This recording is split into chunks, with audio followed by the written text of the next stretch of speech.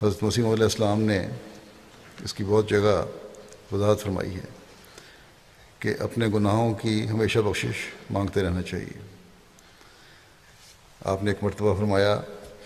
کہ انسان کو جو روشنی عطا ہوتی ہے وہ عارضی ہوتی ہے، یعنی کوئی بھی دینی روحانی روشنی عطا ہے تو وہ عارضی ہے، اسے ہمیشہ اپنے ساتھ رکھنے کے لیے استغفار کی ضرورت ہوتی ہے۔ آپ نے فرمایا کہ انبیاء جو استغفار کرتے ہیں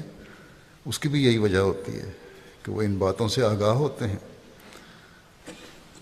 اور ان کو خطرہ لگا رہتا ہے کہ نور کی جو چادر ہمیں عطا کی گئی ہے ایسا نہ ہو کہ وہ چھن جاوے۔ فرمایا کہ استغفار کے یہی معنی ہوتے ہیں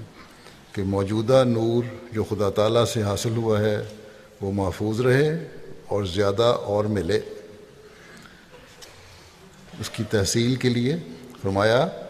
کہ اس کی تحصیل کے لیے، اسے حاصل کرنے کے لیے پنجگانہ نماز بھی ہے، نماز بھی اسی کا حصہ ہے، مغفرت کو حاصل کرنے کے لیے، اس نور کو حاصل کرنے کے لیے، کیونکہ نماز میں بھی انسان گناہوں سے توبہ کرتا ہے، معافی مانگتا ہے، بخشش مانگتا ہے اللہ تعالیٰ کی۔ فرمایا تاکہ ہر روز دل کھول کھول کر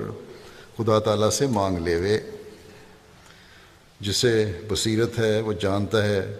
کہ نماز ایک معراج ہے اور وہ نماز ہی کی تضرع اور ابتہال سے بھری ہوئی دعا ہے جس سے یہ امراض رہائی پا